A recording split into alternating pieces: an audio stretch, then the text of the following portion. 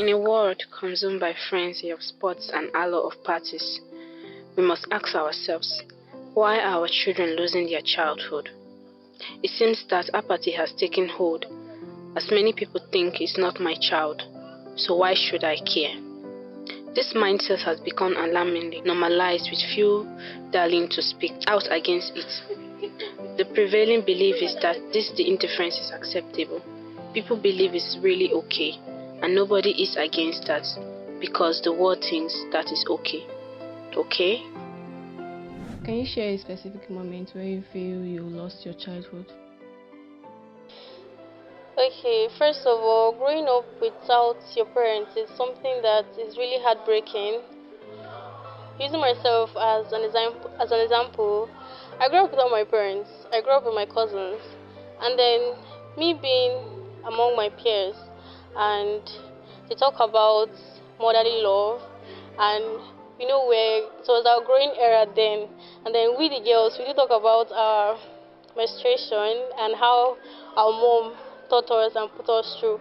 I had no contribution to it because of the kind of work my parents do. They're always traveling and they have less time for us. In fact, me coming to this world was my mom told me something when I did something wrong, and she said that me coming to this world was a mistake.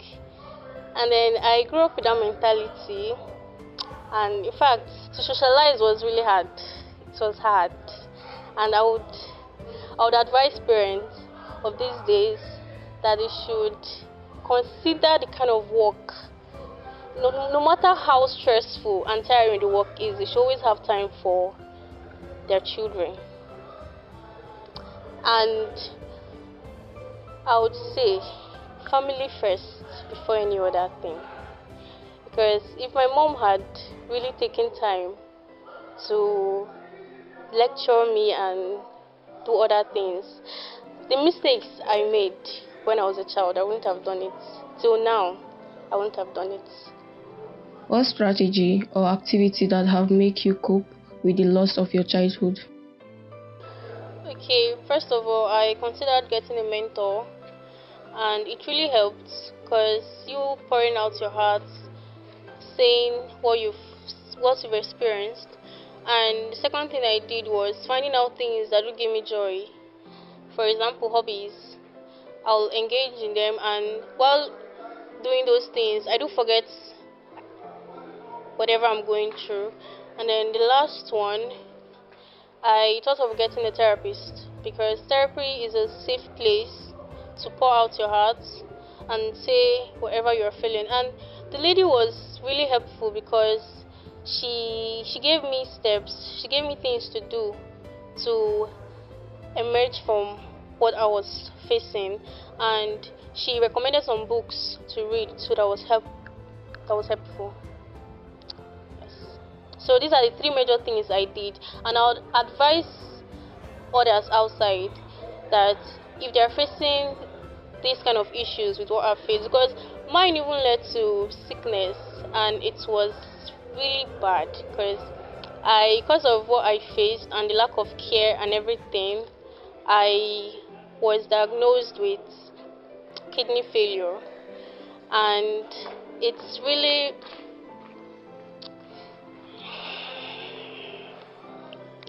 I'll advise those out to follow my step and my procedures in how.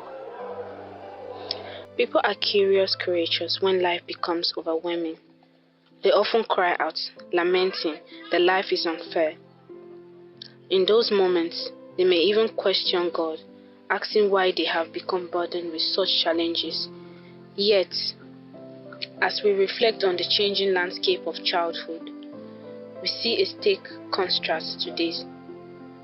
Children no longer spend their days playing with old tiles or building sandcastles. Instead, they play games like Free Fire, GTA, and more, and games that involve in highly violent in it, which are mostly of killing and robbing, making children heartless and feeling it okay to kill. While those countries that make these games are busy educating their children on agriculture, history, science, and technology. My name is Efat Abubawale. I am from Osun State, Nigeria, from Ifelodun local government area. I am from the southwest, as Nigeria can take, and my parents have 7 children. I am the 5th born. To God be the glory. And, I am a student of the University of Abuja. In fact, a graduate from the University of Abuja, now known as Yakubu Gowon University, and I studied chemistry. I think the specific moment I discovered that I lost my childhood was when a scenario whereby my dad, normally as a Nigerian, my dad formerly, he do eat men foods for me, and there's a treatment I do receive from my parents, not until the other child was given birth to, and after the child was given birth to, and there was like this warmth I felt from them that was not there anymore. It was like, it was there, but not as to the child, because I felt most of the attention, people coming to greet, and everybody was just keen on the child. And even my parents was like, oh, they were every concentration. They would say, make sure you don't touch this baby, make sure you don't do this, make sure you don't do that. Now, growing up to the child, when the child was growing up, I discovered many things that really hurt, because my parents, formally, anywhere they go, they do take me along. But the fact that this new child came, the child now becomes the handbag of the parents. Everybody want to show for the child. Everybody is showcasing for the child, and it really hurt me because I felt like I'm no longer valued, or I'm hated by my parents. So that was just a childish feeling, though. Yeah, I think it's from that moment I start feeling something, and there was also informations, orientations here and there telling us that okay, you're no longer a child in schools. They will tell us that if you're a child, you're no longer a child. All these things, all these realities, they made to feel like, okay, now this time I'm no longer a child anymore, because the care that I was getting as a child, like it was like a step up. It was like a step up. So I think that's it. Strategy and activity. I would say the involvement of like me being involved in should I say work? Because we discover when we go to work and other stuff, most of these things are forgotten. We have been told that you're no longer a child, So there's this hustling mentality that was given to us that okay, Nigeria is not getting better soon. That everybody needs to fend for themselves. Do you understand?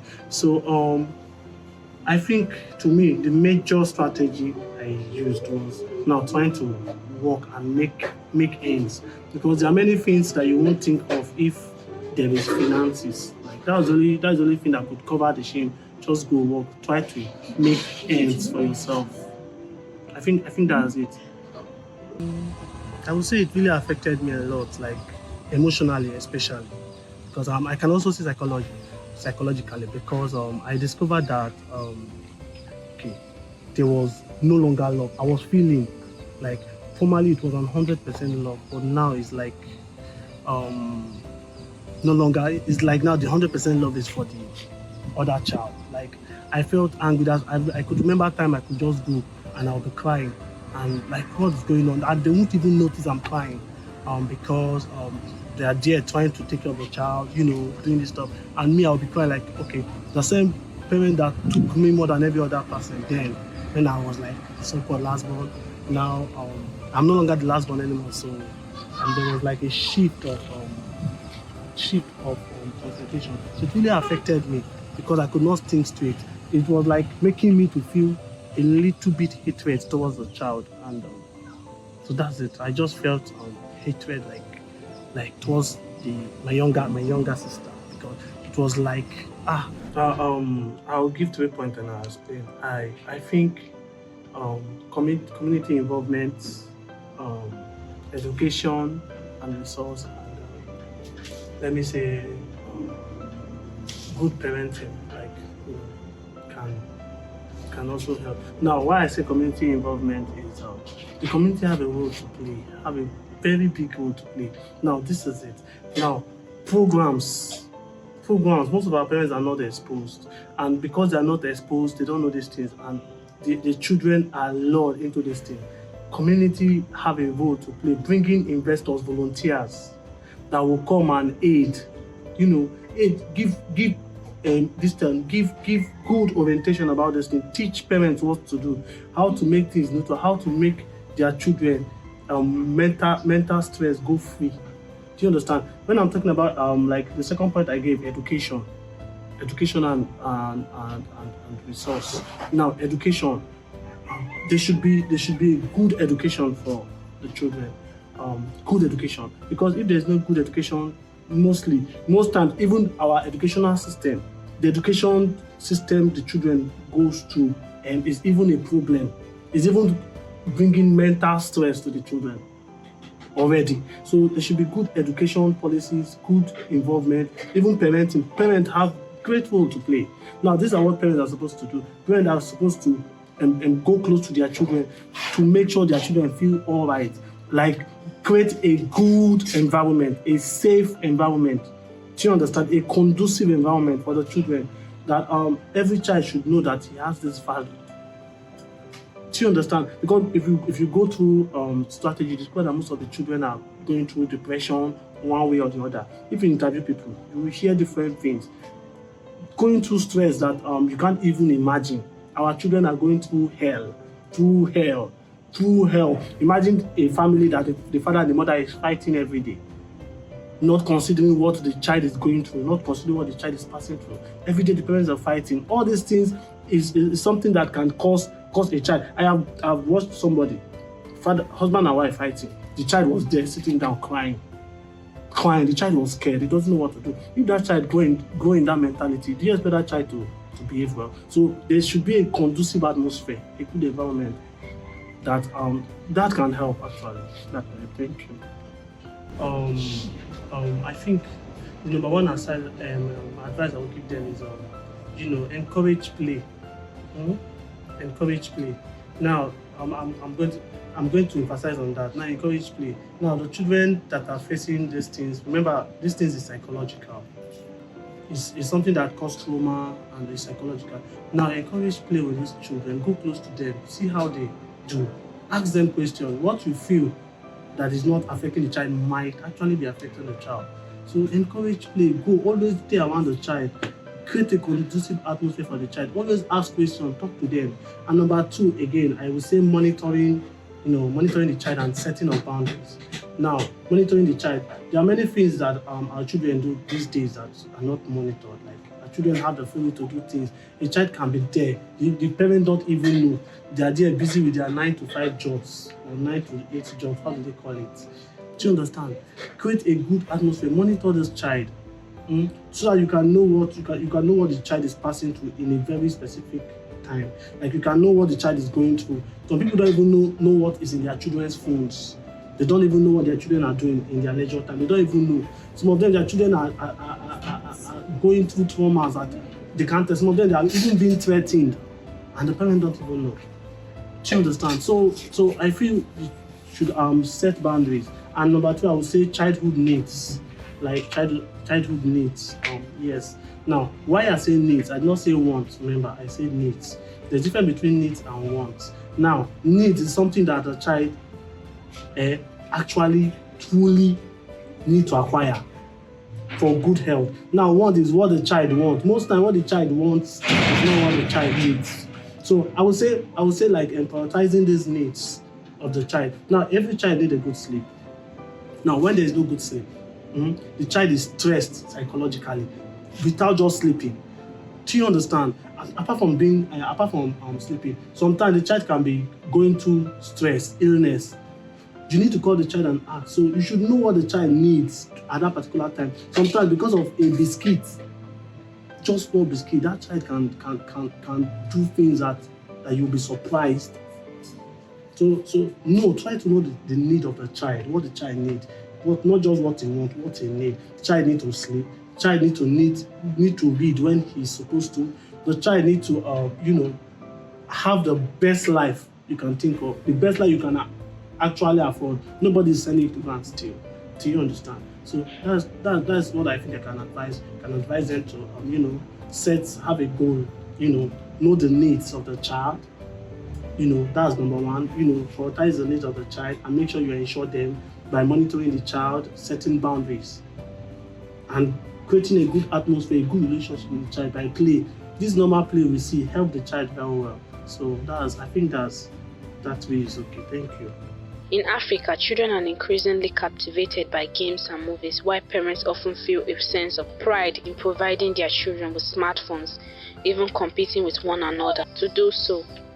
Yet, many young people aspire to work abroad, seeking opportunities in foreign companies rather than contributing to their own communities. Families celebrate these choices, unaware that their children are overlooking the wealth of resources, gold and diamonds, right beneath their feet. And this is because they have no knowledge of their own story. Other countries know African stories more than the Africans do.